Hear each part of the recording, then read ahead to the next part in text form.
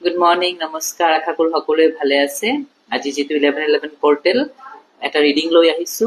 General ৰিডিংটোৰ পিছত যদি আপোনালোকে ভাবে মোৰ লগত কনচালটেশ্যন কৰিব লাগিব, মোক DM কৰিব পাৰে।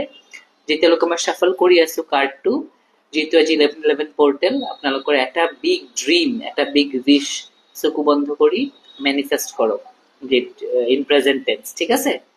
এণ্ড লেটছ সি সেই এনাৰ্জিটো মোৰ কাৰ্ডে এবজৰ্ভ কৰি ল'ব। Let's see.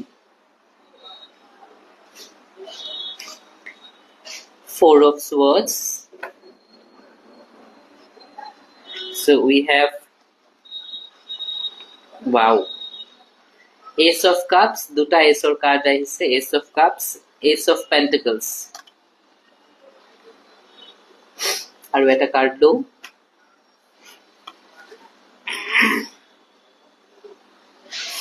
Eight of Swords.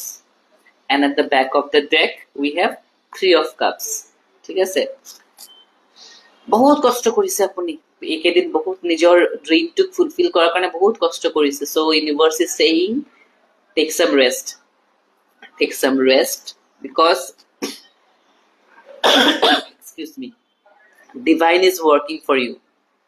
আপোনাৰ কাৰণে ডিভাইনে ৱৰ্ক কৰি আছে। আপোনাৰ কাপ অভাৰফ্লো হ'ব গৈ আছে with abundance, with emotional stability, with abundance, ঠিক আছে? আপোনাৰ কাপ অভাৰফ্লো হ'ব গৈ আছে, যেটো বহুত সোনকালে হ'ব, বহুত সোনকালে।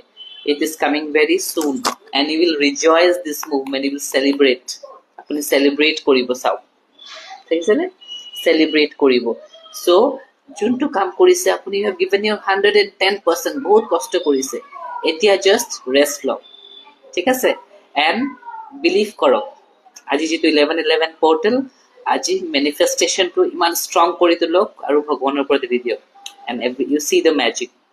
Thank you so much.